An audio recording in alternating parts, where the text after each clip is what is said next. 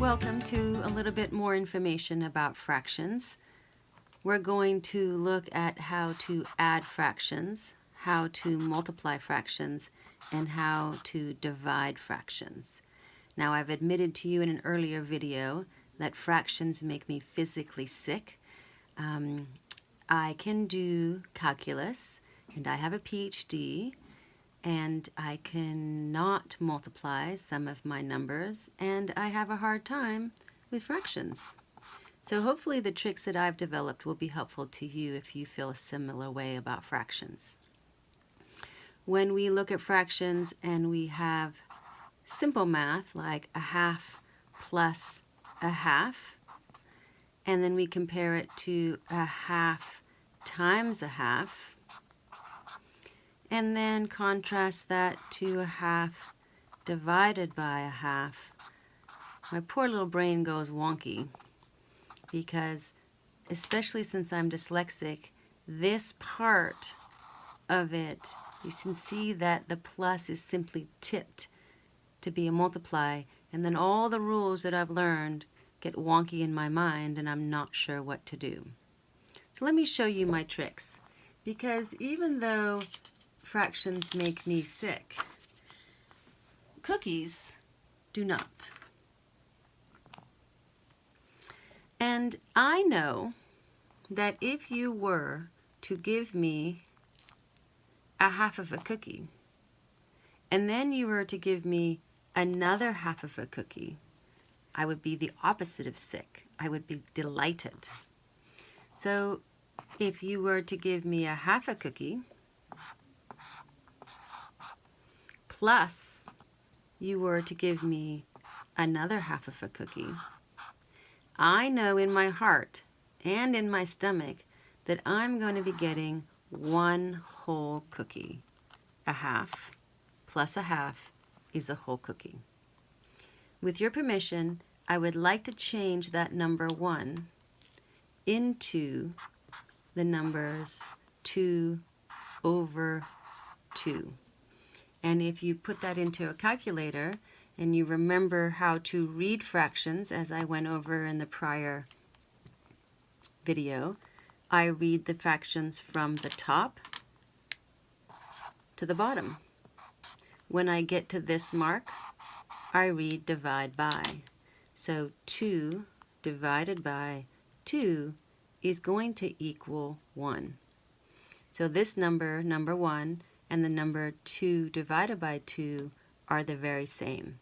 So with your permission, I'm going to use this version because it's part of my trick and it helps me to remember what to do with fractions. Because I know that this is the right answer, because I know my cookies. A half a cookie plus a half a cookie is equal to a whole cookie.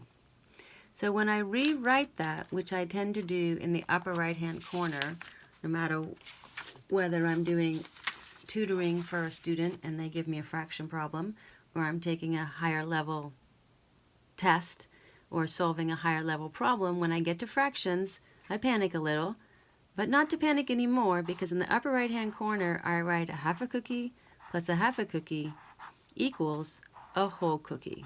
I know that that's the right answer.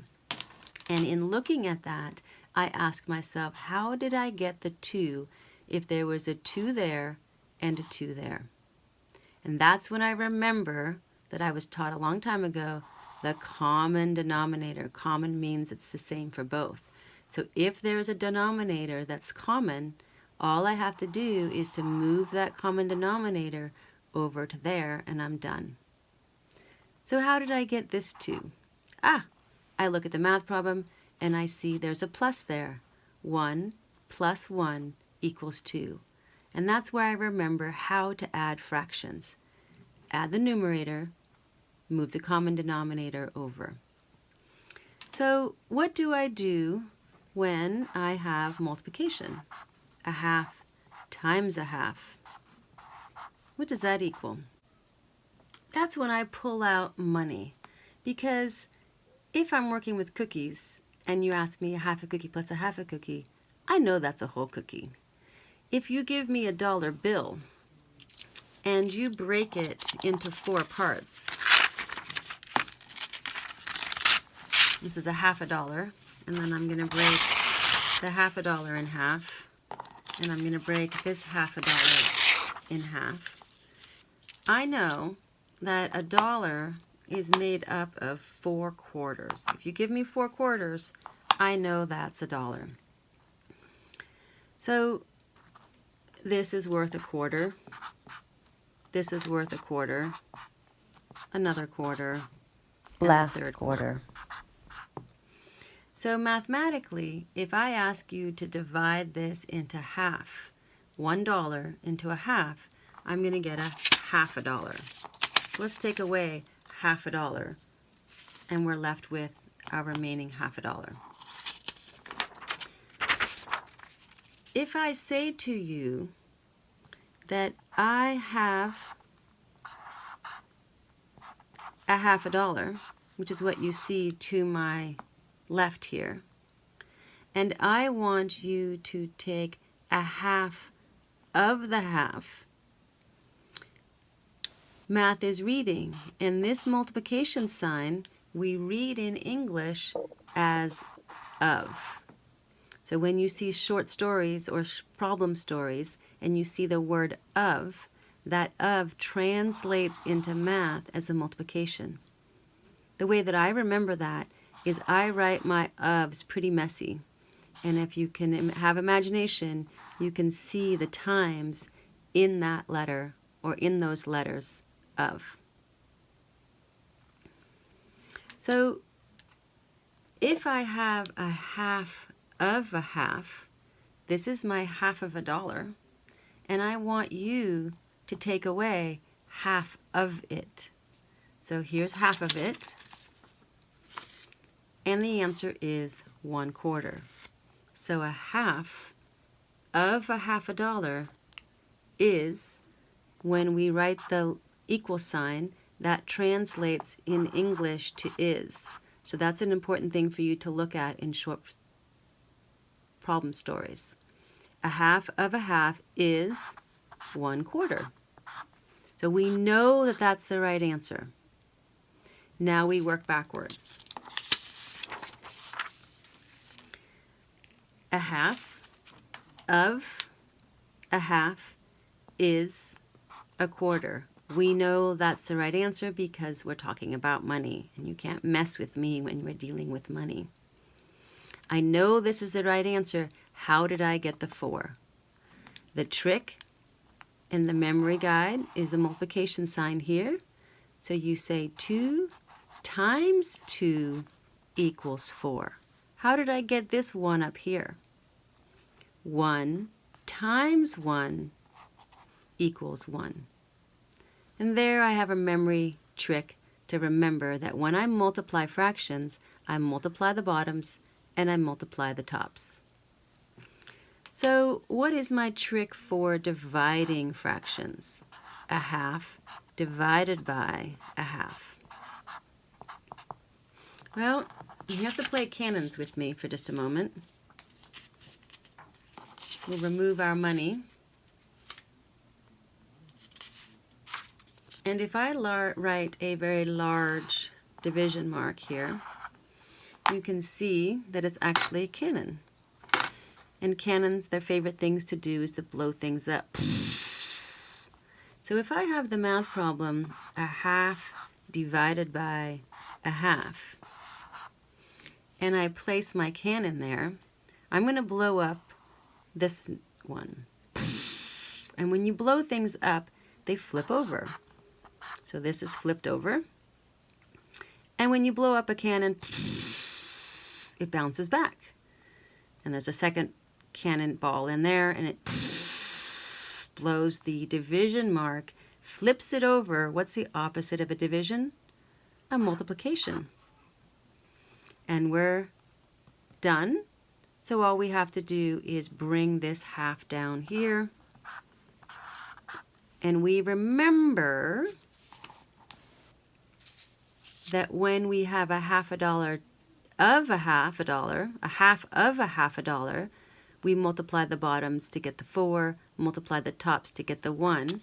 And so now that we have this multiplication fraction, all we have to do is multiply the tops and multiply the bottoms.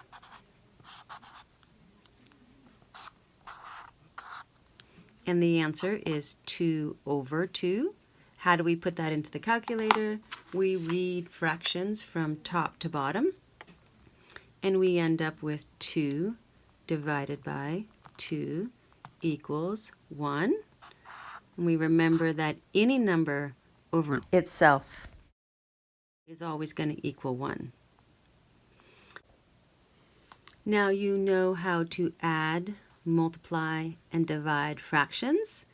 When you add them, you're thinking of adding half a cookie plus a half a cookie, which is going to give you a whole cookie. When you multiply fractions, you have half of a $50 is going to equal a quarter. You look back and you realize, oh, I multiply the bottoms to get the 4, I multiply the tops to get the 1, now I know what to do. When we look at division, we take out our cannon, we blow up this one, flip it over, we flip over the division mark into a multiplication mark, bring down this other one. So easy. We know how to multiply fractions now.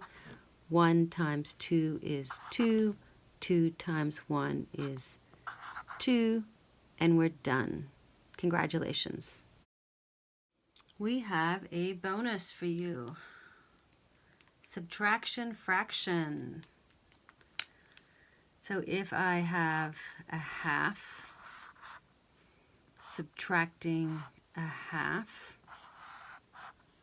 what's that going to equal?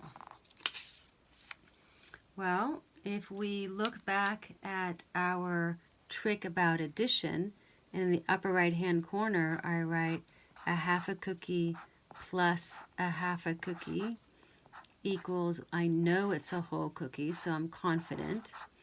How did I get that? How did I get the 2? I look back over here and I see 2 2s, and then I remember, oh, common denominator. Whereas when I look at the above 2, I realize to get that 2, I had to add the 1 plus the 1 to get the 2. Addition and subtraction are connected in a way that multiplication and division are connected. So what we do to deal with the fractions when we add them is similar to what we do with subtractions. We look down here at the bottom and we realize, oh, there's a common denominator. So I'm going to put the 2 there. And when I look at the top, I use this as my hint, and I say 1 minus 1 equals 0. When I read fractions, I read from top to bottom. So I'm going to read the top and then work my way down. So I'll read the 0 first, punch that into the calculator, read the division mark, and then read the number 2. 0 divided by 2 equals 0. 0 is my answer. In fact, if you punch in the calculator 0 divided by 4, you're going to get 0. 0 divided by 5, you're going to get 0. 0 divided by 249 and 50, 24, 78, you're going to get 0. 0 divided by any number is going to be 0. If we take that into algebra and we start using letters instead of using numbers, and I say 0 divided by x, the same rule applies. 0 divided by anything is going to be a 0.